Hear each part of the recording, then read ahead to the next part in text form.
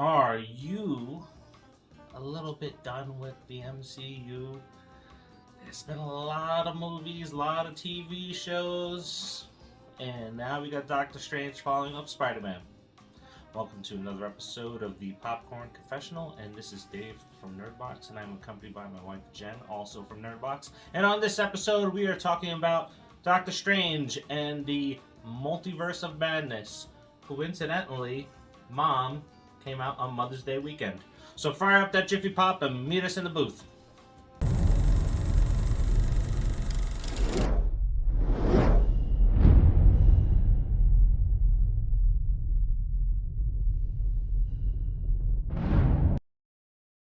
After waking up from a nightmare where he dies trying to save a girl, Doctor Strange soon saves America Chavez, the girl in his dream, from a mystic creature. Strange mentions that he dreamt of her, but America informs him that it wasn't a dream and that he was seeing another him in a different universe. Strange sets out to find who is chasing America to ensure that the multiverse remains secure. But what he finds may be far more sinister than he anticipated. So if you've been wondering where we've been with movie reviews, we're still doing them. We're just doing a little quick write-up and dropping it on our Nerdbox Facebook page.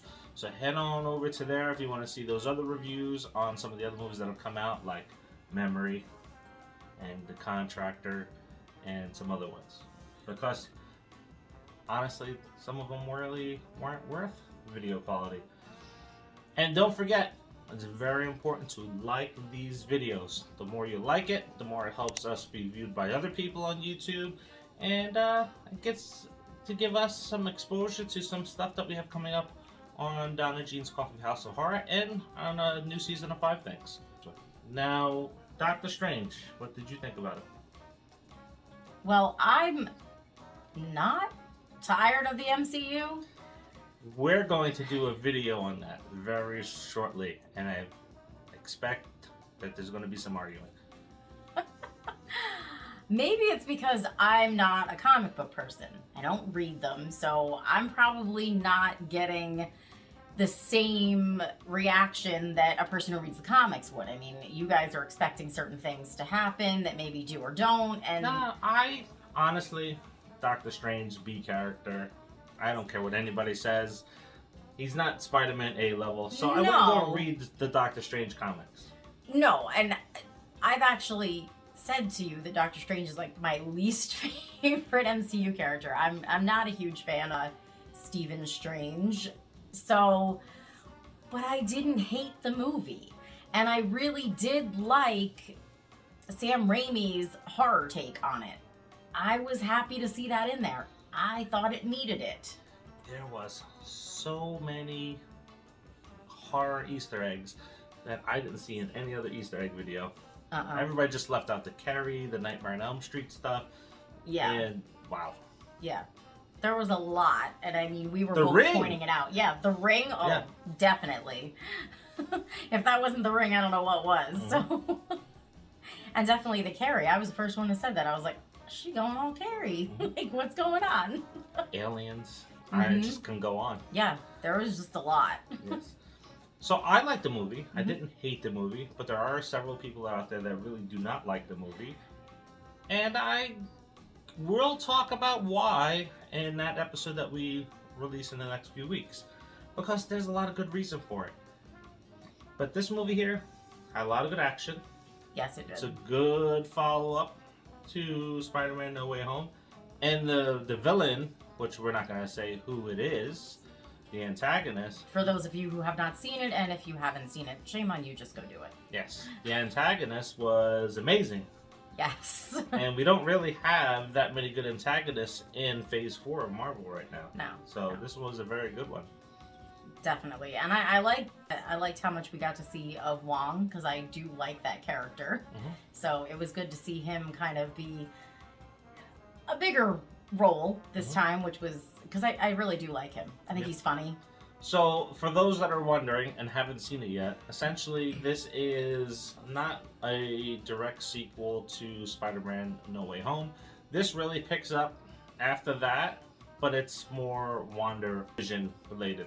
That's where the story kind of revolves around in this part here. So it's, how I compare it, it is the Captain America Civil War story in Doctor Strange, but just with different characters. And when you see it, you'll understand why. Because there's Doctor Strange in it, but it's really revolving around another character in that story. Yeah. Elizabeth Olsen did fantastic. She always does. Well, you know what? This is what pisses me off about the MCU, right? We did not get a Black Widow movie until DC went and pulled the trigger on Wonder Woman. Long overdue for a Black Widow. And by the time we got it, it's like, yeah, we kind of needed that 4 or 5 years ago. Yeah. And now you have another strong female lead in the MCU, and she needs her own movie. Don't hide it under the guise of Doctor Strange. There is no Hulk agreement with Paramount here. She can get her own movie, and she should have had her own movie. Yeah. So that's the little things that kind of piss me off with the MCU, is that, you know, they make some of these decisions with some of these really good characters that they've established, and they don't really focus on them the way they should. Yeah. So Elizabeth Olsen was definitely the lead in this. I say Doctor Strange is supporting.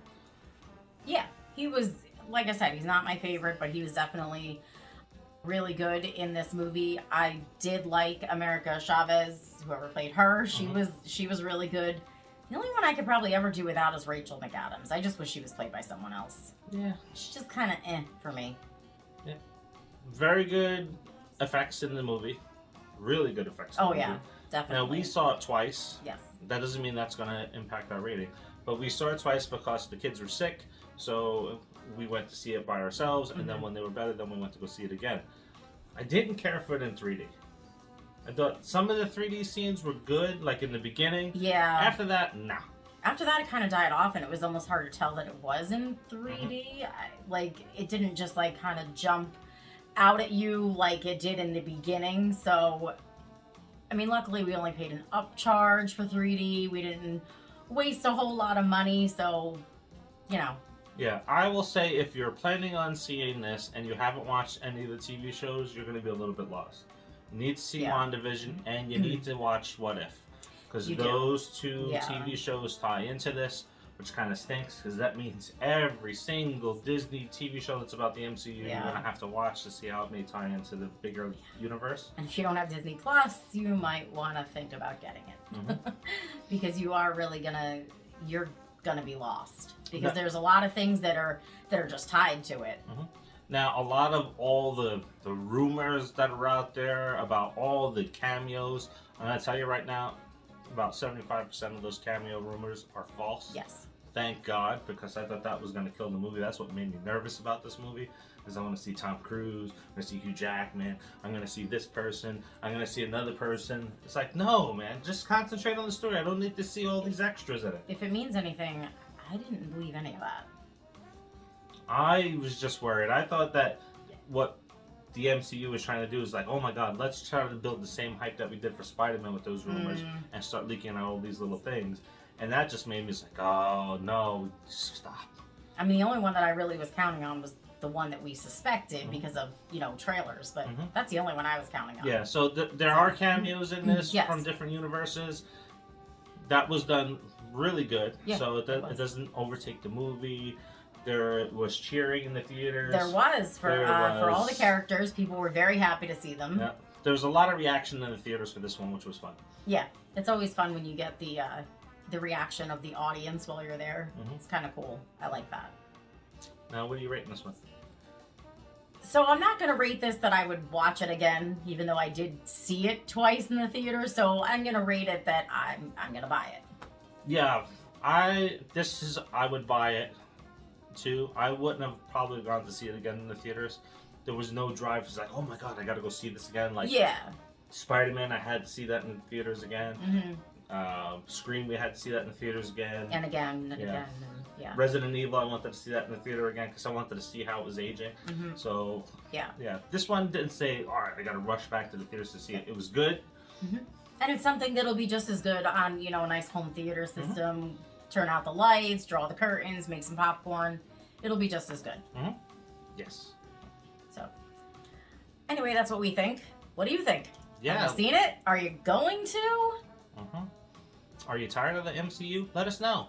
If you're tired of the MCU, go over to your community page on YouTube, and there's a little poll up right now. Contribute to the poll, and then when we do our MCU video, we'll share those results. There's or a your poll? comments. Yeah, there's a poll. That was nice of you to tell me. I always put polls up. You should probably pay attention more. Awesome. So don't forget to like if you haven't already liked the video. Subscribe to our channel if you have not done that. And share. Yes, please share. And this will be a 2-for day. So most likely you'll see Doctor Strange earlier in the morning and then Firestarter later tonight. So until the next, see ya.